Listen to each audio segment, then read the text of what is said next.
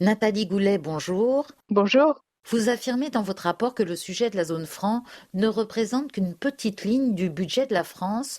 Que voulez-vous dire par là? Mais je veux dire par là que c'est un sujet auquel on ne prête jamais attention parce que déjà, ça figure dans, le rapport qu'on appelle les engagements financiers de l'État, c'est-à-dire en gros la dette et que d'habitude, c'est un sujet qui passe entre 00:30 et 1 heure du matin, pendant le vote du budget et parmi tous ces engagements, il y a les engagements de la France vis-à-vis du franc CFA qui constitue une ligne dont on ne parle jamais.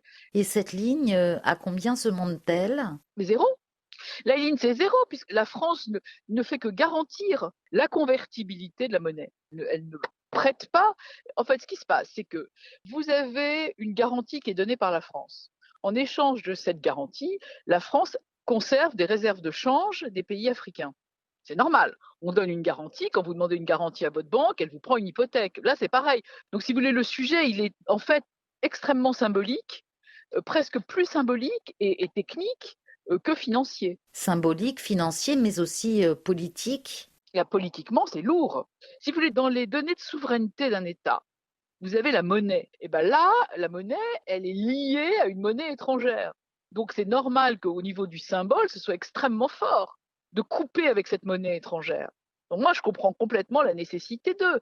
Mais nous, ce qu'on a voulu faire dans notre rapport, c'est un constat. On a voulu sortir des idées reçues. Je crois que c'est la première fois qu'il y a un rapport complet sur le franc CFA, son histoire, sa raison d'être et son développement. Et dans le rapport qu'on a rendu, on a une liste des idées reçues. Et en termes techniques et en termes de lien avec la France ne tire aucun avantage des réserves de change qu'elle tient pour les pays africains. La France ne tire aucun bénéfice financier. Et évidemment, comme c'est un sujet éminemment politique et éminemment symbolique, il est chargé de tous les péchés d'Israël. Mais la France ne s'enrichit pas avec les réserves de change africaines. Même sur les dépôts de garantie, la France ne gagne rien. L'obligation de détenir une partie des réserves sur un compte d'opération auprès du Trésor ne constitue pas une taxe sur les pays de la zone franc et évidemment ne sert pas à financer la dette française. Je vous assure qu'avec 4 000 milliards d'engagements hors bilan, 2 000 milliards de dettes ou à peu près, je vous assure que la France ne s'enrichit pas avec les réserves de change africaines. Ça, c'est une vraie idée reçue auquel il faut vraiment mettre une bonne petite claque. Et donc, les sommes déposées auprès du Trésor le sont sur des comptes à vue et demeurent librement accessibles si les pays en ont besoin. Et les sommes déposées auprès du Trésor par les banques centrales de la zone franc sont rémunérées à un taux avantageux de 0,75%, alors que les placements à vue sont aujourd'hui rémunérés soit à moins 0,40%, voire moins 0,50%. Donc la France a ainsi versé 54,8 millions d'euros aux banques centrales africaines de la zone franc en 2018, 62 millions d'euros en 2019. En réalité, vous voyez que les réserves de change, c'est comme un placement. Et sur le fait que les billets francs CFA soient toujours imprimés en France. Si vous voulez, voilà, on est dans le détail et on est dans l'hyper-symbole. En termes de symbole, c'est essentiel que les pays africains puissent éditer leur propre monnaie, bien sûr. Ce que j'essaye de vous expliquer, c'est qu'en réalité, l'abandon du franc CFA va mettre un terme à un symbole et à beaucoup de malentendus, mais que sur le plan technique de la cuisine ou de l'arrière-cuisine, les choses vont pas beaucoup changer.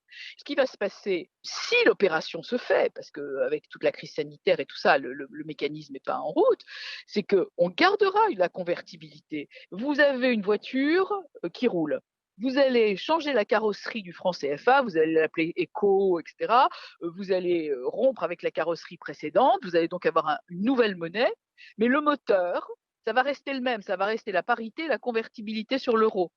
En réalité, la réforme telle qu'elle est proposée est cosmétique, sauf si les pays d'Afrique se rassemblent et en profitent pour faire émerger une politique dynamique et ambitieuse et collective.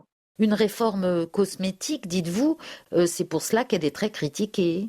Oui, mais alors ça ne dépend pas de la France qu'elle soit cosmétique. Ça dépend des pays africains qui sont les premiers concernés. Moi, je crois que c'est un avantage. C'est une base pour en faire autre chose. C'est ce que nous expliquait d'ailleurs Dominique Strauss-Kahn, c'est que ça peut être une opportunité formidable. Maintenant, il dépend des pays africains et de leurs dirigeants d'utiliser cette période de réforme pour une réforme ambitieuse, budgétaire et monétaire. Donc cet abandon du franc CFA, en deux mots, peut être une opportunité. Nathalie Goulet, merci.